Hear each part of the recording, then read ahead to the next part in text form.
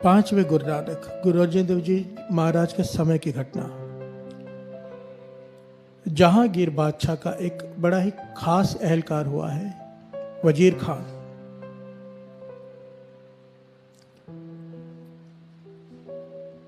ऐतिहासिक घटना है साथ संगत जी। वजीर खान को जलोदर का रोग हो गया।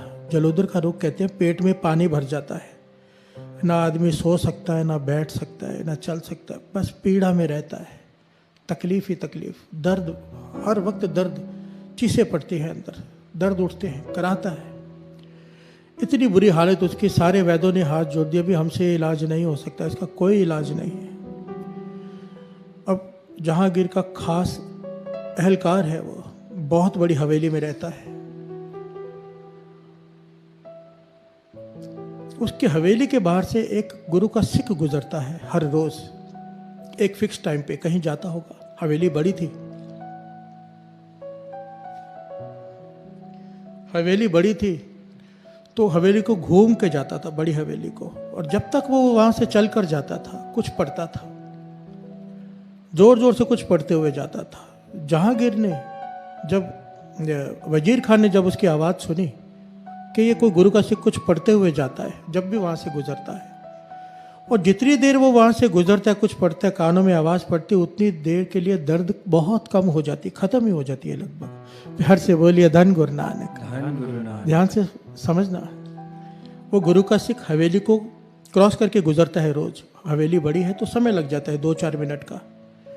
जितनी देर गुरु का सिख वो वहाँ से गुजरता है कुछ पढ़ते हुए जोर से, वजीर खान को आराम आ जाता है, उसका दर्द खत्म हो जाता है। पूरा रात जो जागता है, पूरा दिन जो कराता है, जितनी देर वो सिख वहाँ से गुजरता है, उसने नोट की ये बात कि कुछ दिनों तक कि जब ये गुरु का सिख यहाँ से गुजरता है, जितनी देर तक उसकी आवाज़ आती है, दर्द खत्म हो जाता है। प्यार से बोलिए धन गुरु नानक। धन गुरु नानक। तो वजीर खान ने उसे अपने पास बुलाया और कहा, हे गुरु के सिख, ये तू क्या पढ़ता है?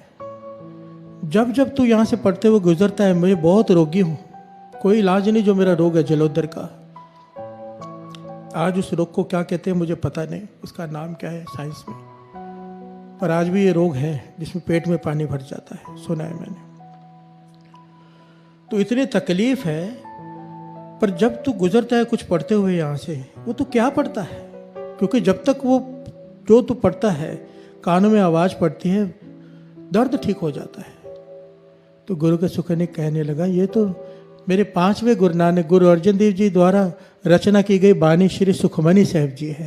प्यार से बोलिए धन गुरु नानक। धन गुरु नानक।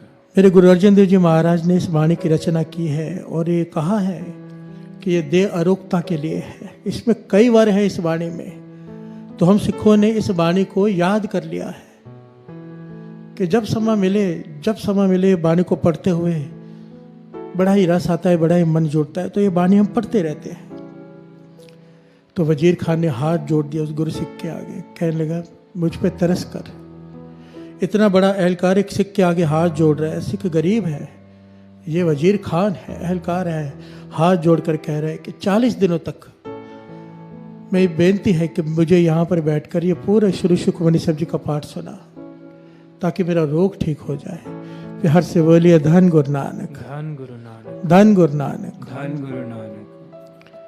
जब इसने इतनी विनम्रता से बेनती की और देखा कि इतने दर्द में है ये, गुरु के सिख को तरस आ गया। इस सिख का नाम आया है भाई भागू, इतिहास में इसका नाम भाई भागू आया है। भाई भागू कहने लगे,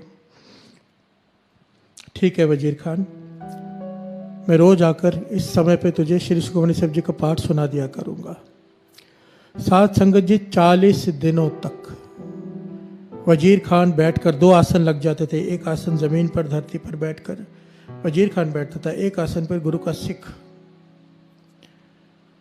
पाठ सुनता रहा 40 दिनों तक उसका रोग लगभग पूरा ठीक हो गया। थोड़ी सी कसर रह गई, इतिहास में लिखा है कि थोड़ी सी कसर रह गई, इतना आराम आ गया।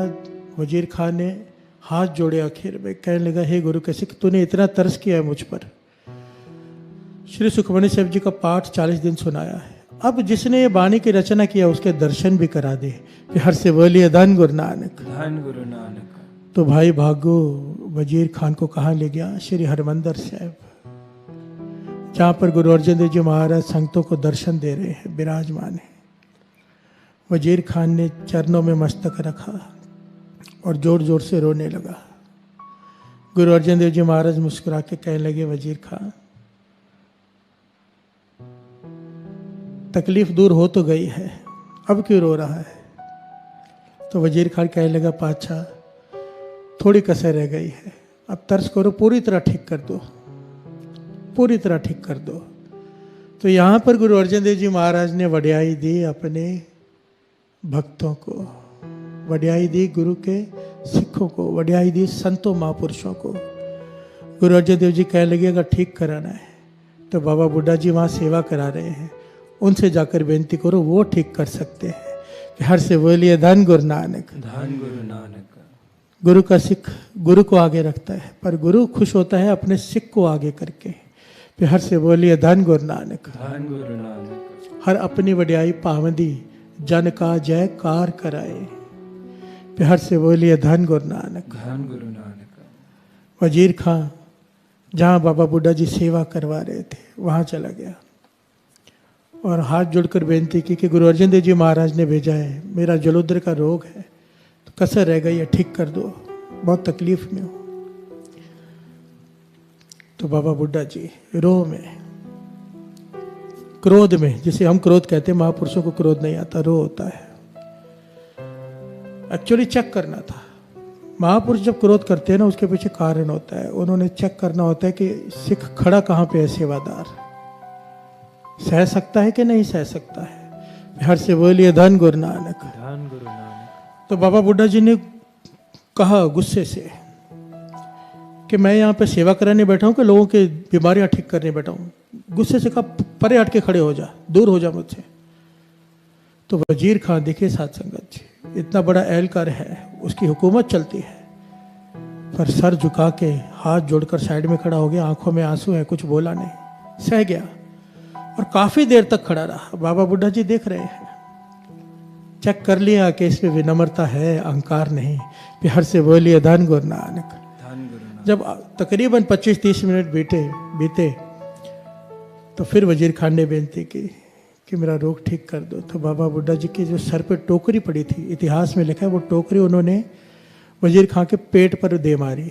प्यार से बोलिए धन गुरु नानक। जैसे ही टोकरी पेट पर लगी, सारा पानी बाहर आ गया और उसका रोग हमेशा के लिए ठीक हो गया वजीर खान का। यहां पर सवाल ये था, जिसने सवाल पूछा था कि हम पंजाबी नहीं हैं, हमें गुरुमुखी भी नहीं आती, सुखमनी साहिब जी का पाठ सुनते हैं, आप कहते हैं इसलिए सुनते हैं, समझ में भी नहीं आता, तो क्या हमें फल मिलेगा? अब जरा ध्यान दीजिए, वजीर खान के यहाँ से जब भाई बागू जी गुजरते थे हवेली के यहाँ से, उसे नहीं पता था ये क्या है, उसे तो ये भी नहीं पता था कि ये श्री सुखमनी साहिब जी का पाठ है, बाणी है गुरु की, तब भी उसका रोग ठीक हो गया। हर से बोलिए धन गुरु नानक। धन गुरु नानक। बाणी की ताकत को समझिए, अगर बाणी को समझकर विचार कर पढ़ेंगे, उसकी तो बात कहीं नहीं, उसकी तो तुलना ही नहीं हो सकती। पर जिसे बाणी की समझ नहीं है, ज्ञान नहीं है, बाबा नंद सिंह जी ये पंक्तियां पढ़ाया करते थे, दुख रोग संताप उतरे सुनी सच्ची बाणी।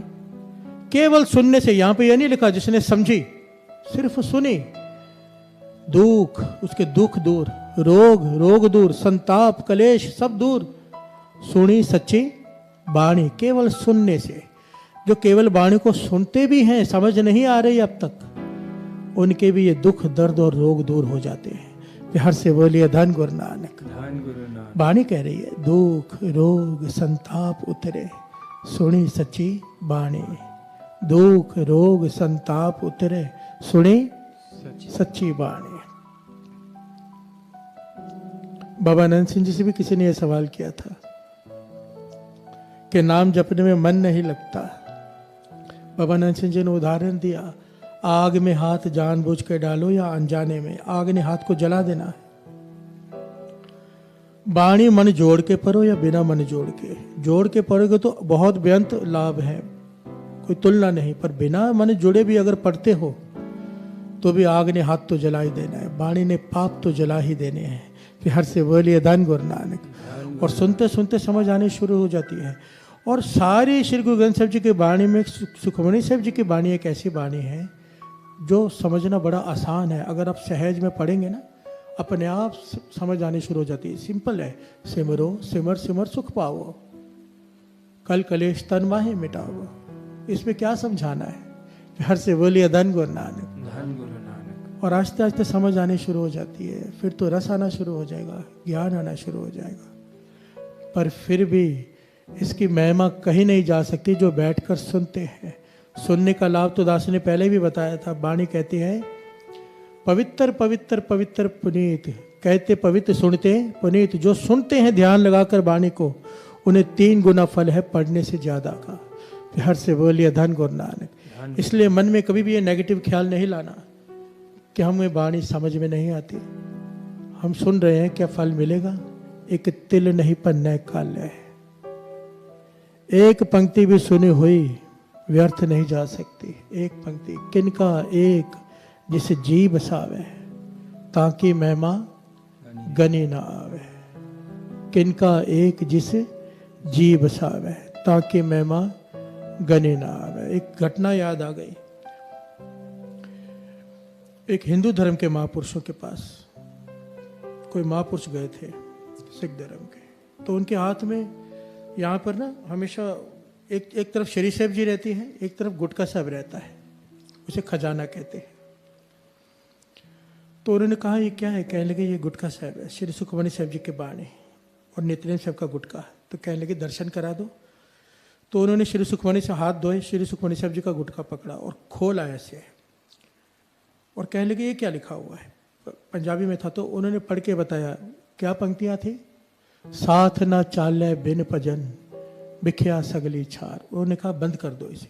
जो हिंदू धर्म के महापुरुष थे वो कहने लगे बस बंद कर दो। कहने लगे आगे भी सुन लो। कहने लगे नहीं, इस एक पंक्ति में ही सारी ज्ञान का सार है। हर से बोलिए धन गुरु नानक। एक पंक्ति श्री सुखमणि साहब जी की सुनी, क्या? साथ न चाले बिन भजन, बिखिया सगली छार। कि बिना सिवाय भजन के, नाम के तेरे साथ कुछ नहीं जाना, बाकी सब छोड़। हर से बोलिए धन गुरु नानक। एक पंक्ति को लेकर उन महापुरुषों ने ज्ञान ले लिया। सुखमणि साहब जी की एक पंक्ति को हम पूरा पूरा पाठ पढ़ लेते हैं। गुरु गोविंद सिंह जी महाराज के वचन भी लिखे हुए हैं कि चाहे ये नित्यनेम तो करना ही है पूरा पाठ, पर उसके अलावा एक शब्द रोज समझने का प्रयत्न करना है। गुरु गोविंद सिंह जी महाराज के 52 वचनों में से एक वचन है कि हर रोज केवल एक शब्द को समझने का पूरी कोशिश करनी है। एक एक शब्द करके कितना ज्ञान हो जाता है। फिर हर से बोलिए धन गुरु नानक। धन गुरु नानक। किनका एक जिस जी बसावे, ताकि महिमा गनी ना आवे। दुख रोग संताप उतरे, सुनी सच्ची बाणी।